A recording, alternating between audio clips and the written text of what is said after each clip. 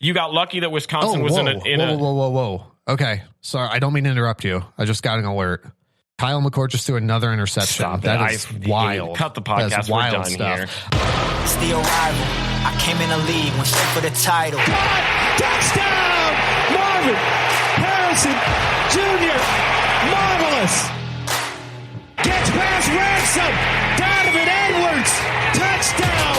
The Don. There's nothing quite like the game. Michigan versus Ohio State. This is The Rivalry, sponsored by Elevated Integrity Construction. It is the Rivalry Podcast. Jace, JP, what up? Your garbage-free college football podcast focused on the Ohio State-Michigan rivalry. We'll jump right in with Wheel Route thanks to the J Company. Fall in love with your home all over again at the JAEcompany.com. Spin that wheel. Man, what a weekend of college football. Lot of shakeup in the top 10. Some of the games I thought would be close were a little disappointing. Really weren't. Top 3 all right. Heisman favorites, which, by the way, if you're not watching on YouTube, at Rival Pod on YouTube and across social media. Top 3 Heisman favorites. I feel like this is pretty easy. All right. I think this is pretty easy. I believe Michael Penix Jr. may now be the betting favorite. Yeah. Followed closely by J.J. McCarthy. And I would throw in... Jordan Travis has to be in there.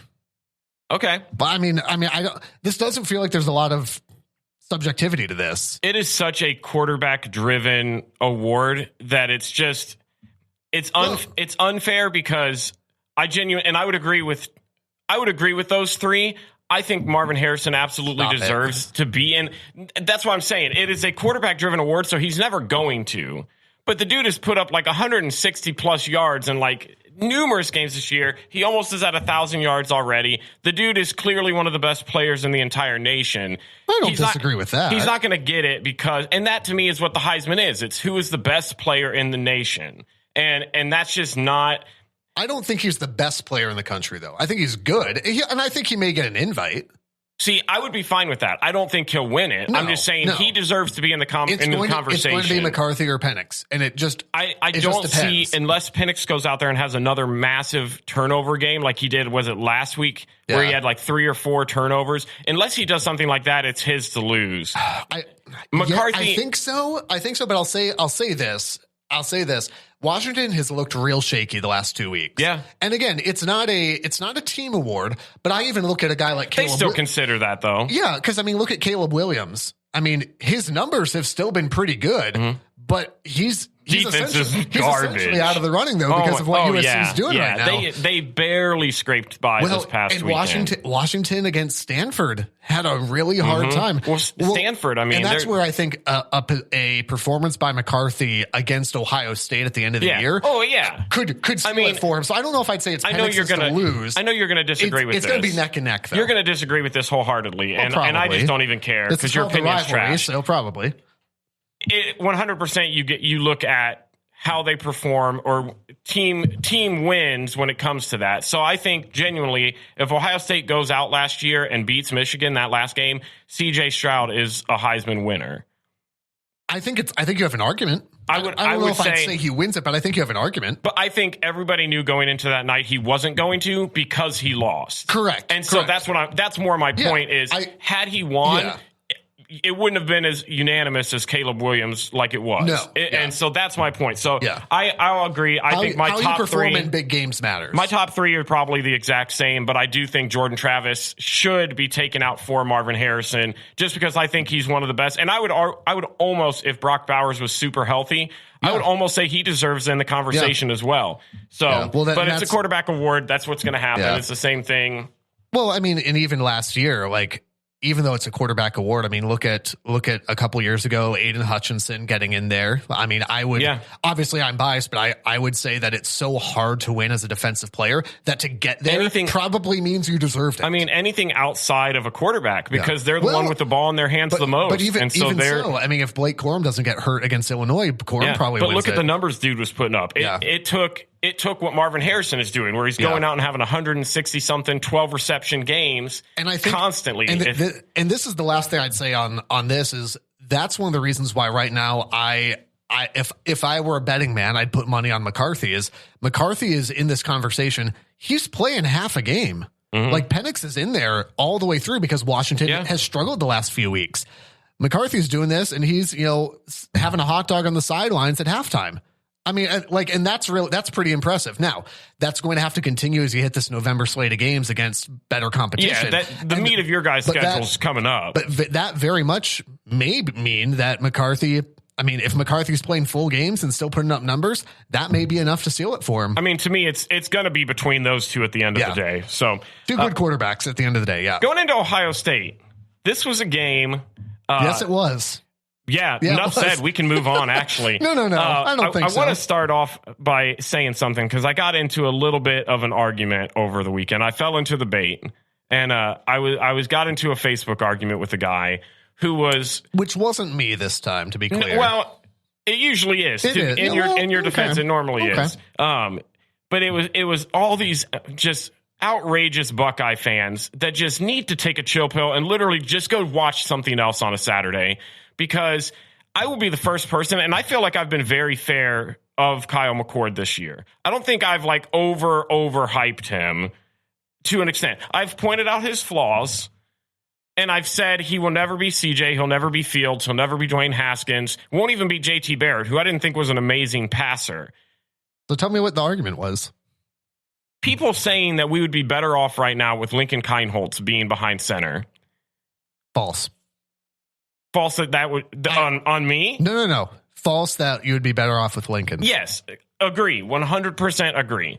But there is because of the way Kyle McCord played, there are just like horse blinders on these people. And this is the only time I'm going to talk trash about my own fan base. Just shut up. I'm tired. I'm tired of dealing with it, Buckeye fans. Kyle McCord. Can we make that a reel? Can that be on Instagram? Kyle McCord is not a great quarterback. He's just not. Can we also get that one? Good. Go on. Sorry. But is he still really good? Sure. No.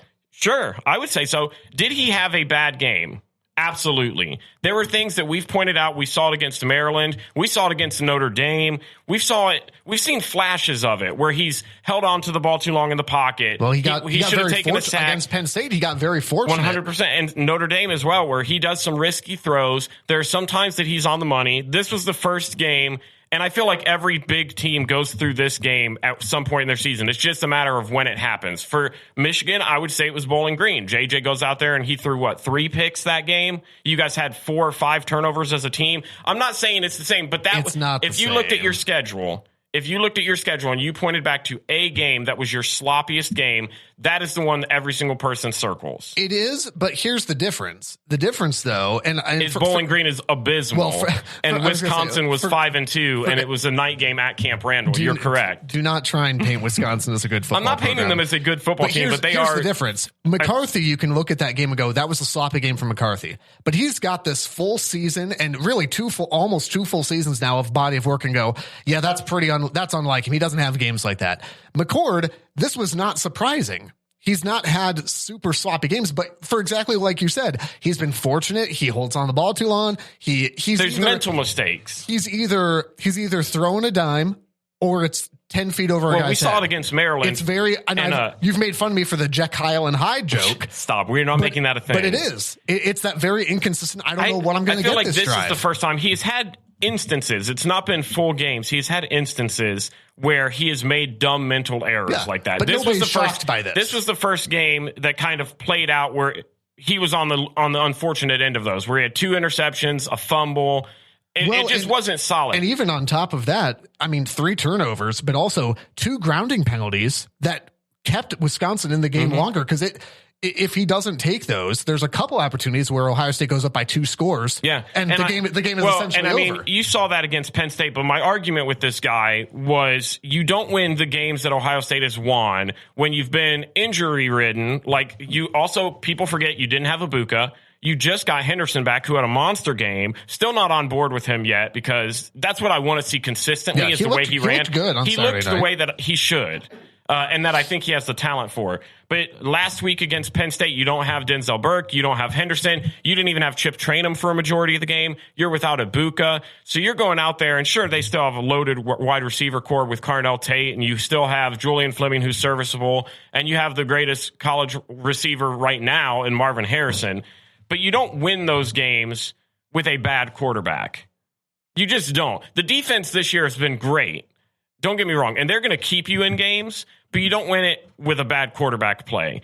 And so my argument with this guy was, I'm not going to be a Kyle McCord defendant. I'm not going to be sitting here saying he needs to be the full-time starter, blah, blah, blah. I genuinely don't think we have a better option. And the grit that he has shown in the Notre Dame game, in the Penn State game, are enough for me to trust him going forward. Well, now, I think you nailed it, though. There's not another option. No, Lincoln, I think, and this was what I ultimately said, is Lincoln has the higher ceiling. Agreed. It's the same thing that we had a discussion with. You're going to disagree, but you're going to have to just hear me out. J.J. McCarthy is a Heisman potential candidate. I said it years ago. Yeah. And I wasn't wrong. Cade McNamara, to me, it's kind of the same situation. Lincoln, to me, I don't know if I would say he has Heisman written all over him for the future. But the potential there is higher than what McCord is at. With McCord, you know what you're getting. It's the same thing I said back in the day with McNamara, is with McNamara, you know what you're getting out of him, but you have this younger guy that you think the ceiling could be higher. I just don't think the way that McCord has been able to play, he's been able to get out wins against a top defense in Penn State, where he missed some throws, but if he makes those, it's a bigger lead than what it ended up being. Well, yeah, if he makes throws, of course, that's the whole name of the game. Notre Dame going in, you don't win that in the final 2 minutes. He had some, I need to close my eyes, plays on that drive, but he got the job done. I think the rest of the season, you've got to be able to trust him, at least going forward. I don't think I've seen Devin Brown play, and this isn't a knock on the kid, but man, if I had to watch him, if something happened with McCord and I had to watch a full season of Devin Brown, I would cry real tears every single Saturday at noon. So if you're telling me that all the coaches, all the media, all these people that get paid a gross amount of money that would make me vomit if I saw it, to make decisions are seriously looking at Lincoln and going, yeah, he's definitely better than this guy, which to me, the gap between McCord and Devin Brown is so wide that I don't even know how people were trying to say it was a quarterback battle. Yeah. And you're telling me that this guy is third in line. That's not me trying to say Lincoln's going to be bad. I really do think they know that he's not better than Kyle right now, but he will be in the future. So they're not going to waste a year of eligibility. All that I want, and I think you're not where I want you to be, but you're closer than some folks, which is basically most of this podcast. What I need to see from folks is for people to be serious about what they have in McCord. You have a good quarterback. He's not great. No, I have seen, and I think you're there. You think he's better than I believe he is. Because I don't know. I think you think he is very bad. I think to me, I don't think he's very bad. I think to me he is. I want people to be serious about it, and I don't think it's serious to say let's see Lincoln Kindholz. No. I also don't think it's serious to go no, he's fine, because we've got stat watchers emailing us, and I don't think look at his numbers. And I don't think I would say that because football. On this podcast I've talked numerous times about how he's been late on reads, how he holds on to the ball too long, how he just lasers down his receivers. There are two final things on this, and then we can move forward with talking about their upcoming game against Rutgers, or you can share your thoughts on Wisconsin. I will say overall, if you're going to have a bad, ugly game like that, I'm grateful that it was against a down Wisconsin team, because if you're playing Penn State like that, you're losing that game by double digits. You're playing Notre Dame like that, you're losing by double digits. You play Michigan like that, sweet Jesus Lord, just come back now. It's not going to be good. Here's the other thing that this guy said that is just a dumb argument if you're going to make it. He said, well, if you take Marvin Harrison out of the picture, McCord is trash. Sir, if I have the best wide receiver in college football on my team, I would be more mad if he wasn't throwing to him. I just don't understand that logic. You just can't. I get what he's saying, though, because you can say that about anybody. Right. But I think here's what I think he's probably trying to say, because I would agree. Let me put it this way. I agree with this sentiment. Thank God Marvin Harrison is on the team. Yeah, you say that. Thank the Lord you guys have Blake Corum and Roman Wilson and Colston Loveland. There's so many plays, and I think this more comes into play if you're stat watching, where you go, oh, he was 17 of 26 for 2 touchdowns. Yeah, those are Marvin Harrison touchdowns. That's not because, but that's fine. No, but I'm saying, the spectacular catch from Harrison in the end zone. Yeah. That's a bad ball for McCord. But thank God Marvin Harrison's there because he can bring that in. Harrison makes McCord look better than he is, and I think that's the point. And I don't think that that's debatable. I I don't think it's debatable. think it's debatable, but I still think it's a garbage argument. I don't think it's debatable, but I'm going to debate you. If I have the best wide receiver in college football, I'm throwing it to him 20 times a game, no questions asked. Here's what encouraged me as a Michigan fan beyond Kyle McCord, because I'm not a believer in that. This is now 4 games Ohio State has been held under 25 points. Yeah. Now, you can make the argument, well, they've gotten the job done. They have. They've passed the test. But I'm looking at this from a Michigan perspective going, okay, 4 games under 25 points. One of them was Notre Dame. And you can say that they're a great defense, but they gave up 33 points to Louisville. The other was Penn State, who just gave up 24 to Indiana. Yikes. And then Indiana and Wisconsin. All those teams held Ohio State under 25 points. And if I'm looking at this from, hey, we play Michigan in 4 weeks, I'm looking at this. I'm feeling pretty good about that. I'm feeling pretty good about Michigan's defense and being able to hold that team, because Michigan is the team that can punch you on both sides of the ball. Georgia is the team that can punch you on both sides of the ball. So when we talk about playing Michigan or playing Georgia or getting in the playoff, I have a really hard time. And the fan was talking about this today. I thought it was a good point.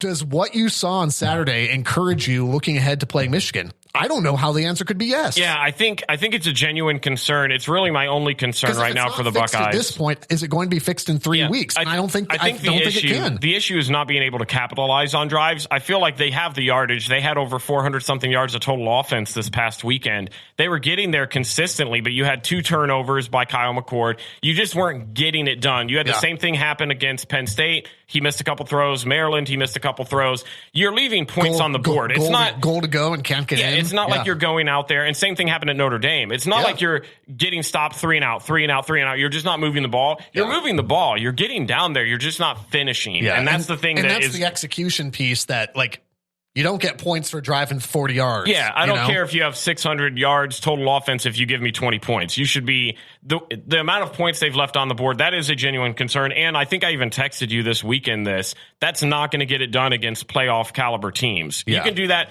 You got lucky that you had a home game against Penn State, because I think the crowd really helped. The defense was energized. I genuinely think that game's on the road. It's a different story. You got lucky that Wisconsin was in a whoa. Okay. Sorry. I don't mean to interrupt you. I just got an alert. This is either going to be true or very sarcastic. Kyle McCord just threw another interception. Stop that is wild. Cut the podcast. We're done stuff here. I don't know that the road I just assumed it was Connor Stallions texting you what game you were going to go to this weekend. He's going he's Venmoing me right now. Chase Evans. Under his own I'm watching that account. So I don't know that the road gets easier for Ohio State. It should. They've got Rutgers this week. What do you make? Well, that hurts.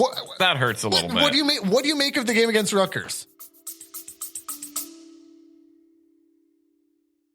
When you hear Mark Price for 3, it probably takes you back to Old Richfield Coliseum, Gund Arena, and the Cleveland Cavaliers. Hey, this is Aaron from the Mark Price for 3 podcast, and each week Mark and I discuss 3 topics: basketball, coaching, and of course, his faith. Subscribe to the Mark Price for 3 podcast wherever you get your podcasts. This is my least favorite time of the year outside of the Michigan game, because this is my okay. I don't want you to touch this today. Can I have the Mike Teal jersey? You can't touch any of it. Okay. No, not after what you just said to me. Right. Rutgers, man. Yeah, this is my least favorite time of the year. My two teams got to face off against each other. I liked it much better when Rutgers was in the Big East, tearing down on West Virginia and Syracuse all the time. Like, obviously, Ohio State's favored heavily in this game. Yeah, they're 18. I saw an 18.5 point, I think. Let me ask it this way. What is one thing that would have to happen for Rutgers to win this game? Turnovers.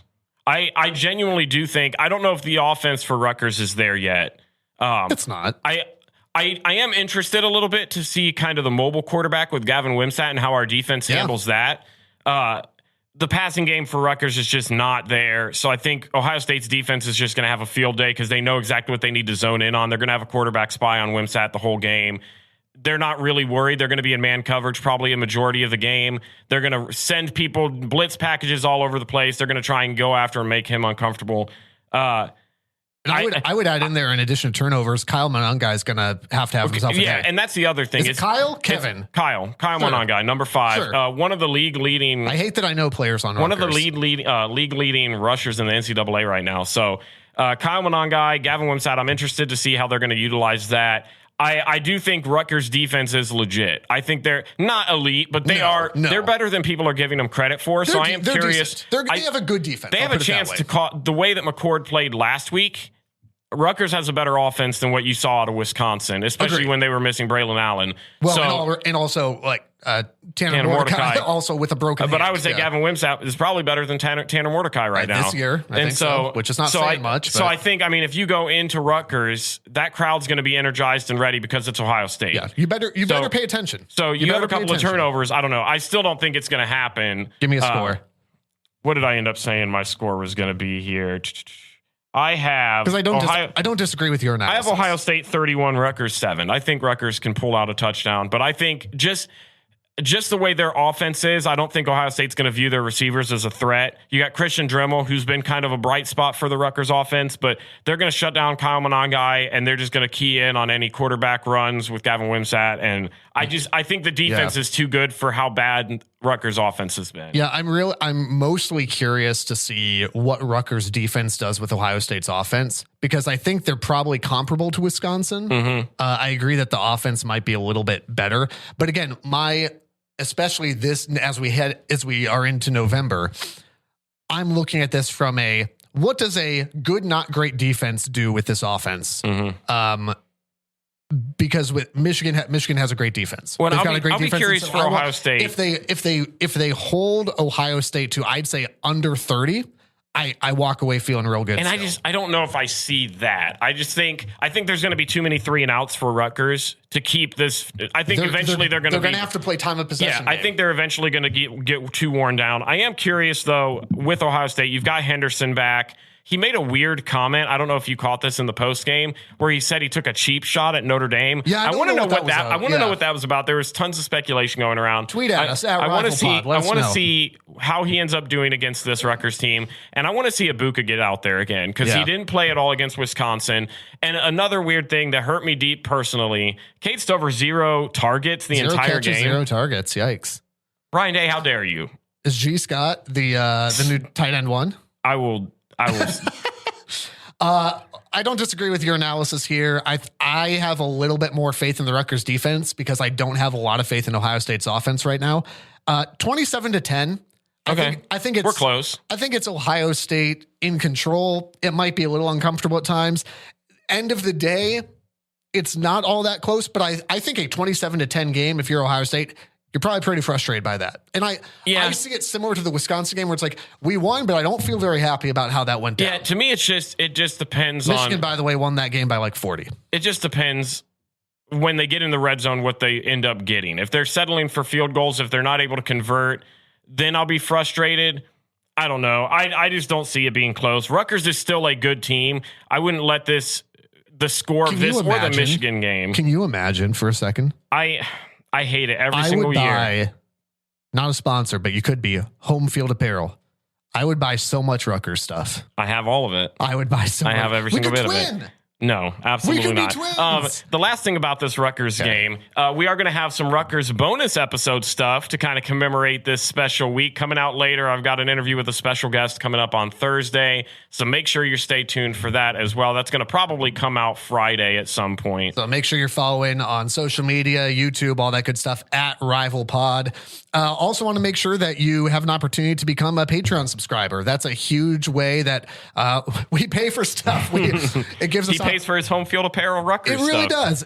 But it helps us say yes to more opportunities. We got Big Ten Championship, college football playoffs coming up, the chance to be able to just create better content, create more content, buy t-shirts, buy stickers, all that stuff.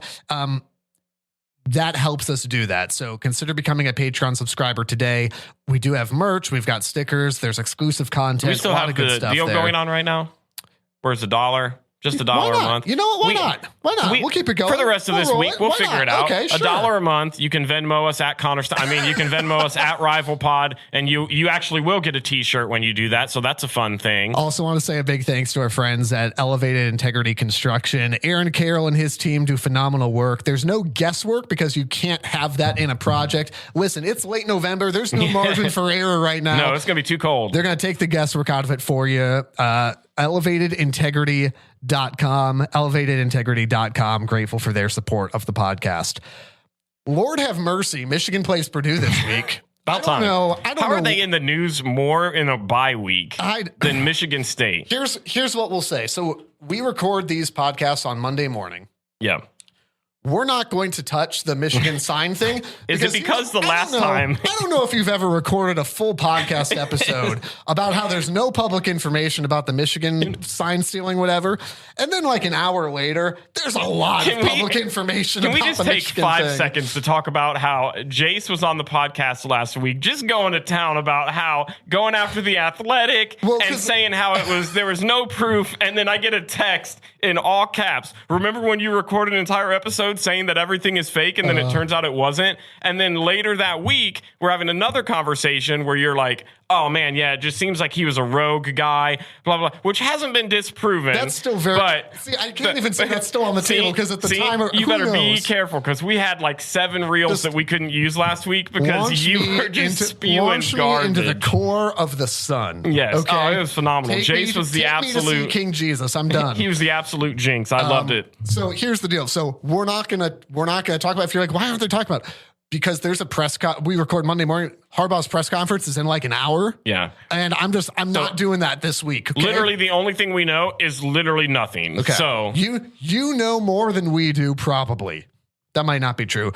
Right now, I'll say this. Right now, my big questions are who knew and who paid. Those are the things that now, Monday morning, first name bunch of numbers on YouTube. I've seen a lot of... Right now, we don't know that. I've seen a lot of speculation or a lot of tweets regarding this, but I don't know anything else. I don't know if I've seen anything legit. I ain't saying anything else.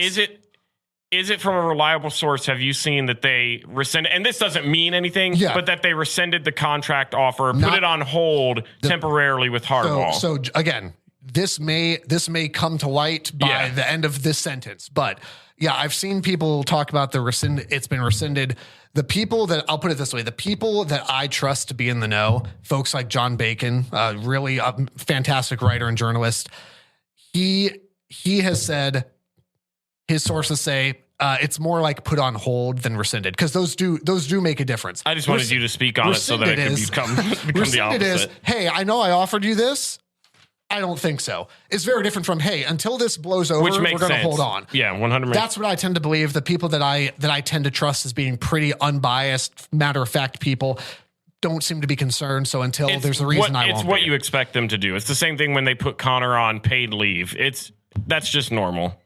You're not going to extend a guy. The actual football field. I don't know if you're aware of this, but Purdue is a terrible football team. Purdue is very, very bad. And for Michigan, whatever your opinion is about what's swirling around them, the players, and let's just talk about the players. The players have something to prove. Okay. They hear the noise. Obviously they're trying to block it out. They're trying to focus. These are also 18 to 22 year olds. Okay. Like they hear it. Yeah. They're on social media. People are tweeting at them all the time. And that's something that unless you've played at that level, like, I have no idea what that's like to have that kind of pressure, but I can tell you this, and it looked like this against Michigan State too.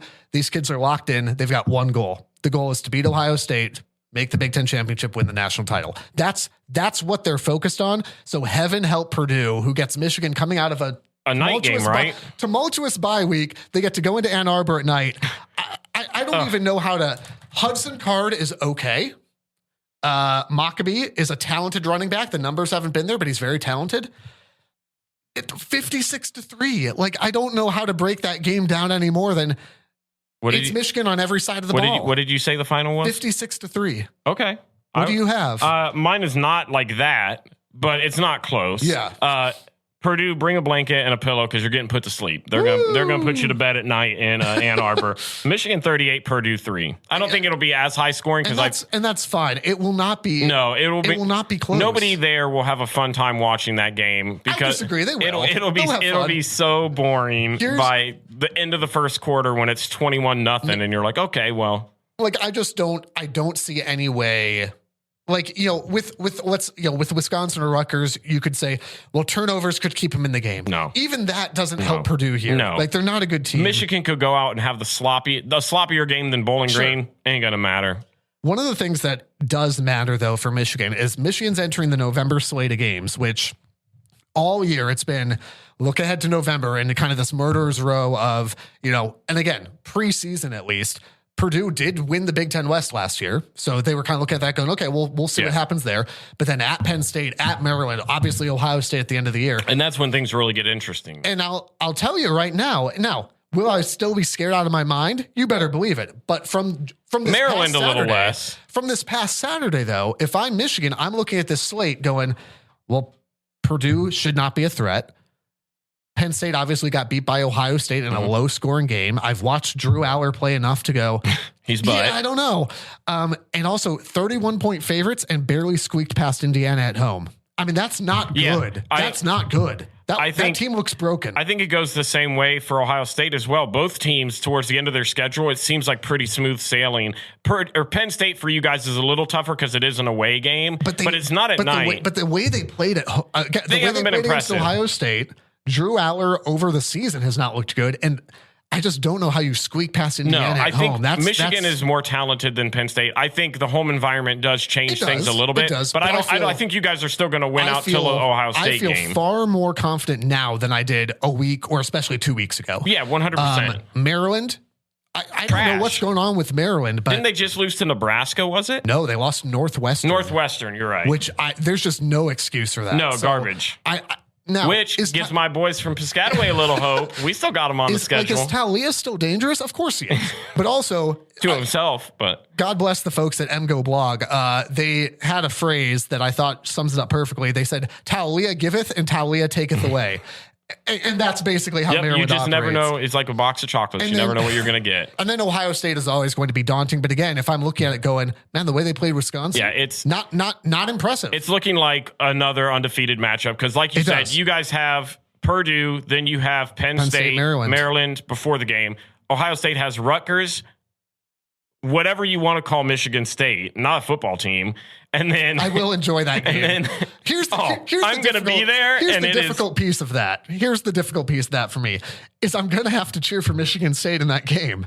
And I hate you don't. It. Yes, I do. No, you and don't. I hate it so much. But I would love nothing more than for it just to be an ugly football game all around. That whole stadium would have to implode in order for that to happen. And then you finish the year off with Minnesota. So it's looking to me, unless something drastic happens. Off with Minnesota. That's what I'm saying. Yeah. So you have Rutgers, Michigan State, Minnesota. Yeah. That should be both teams, Michigan and Ohio State, should go into that late November game. There's a good chance, man. It's looking more and more like it. If we get approved as media for that game, are you coming or no?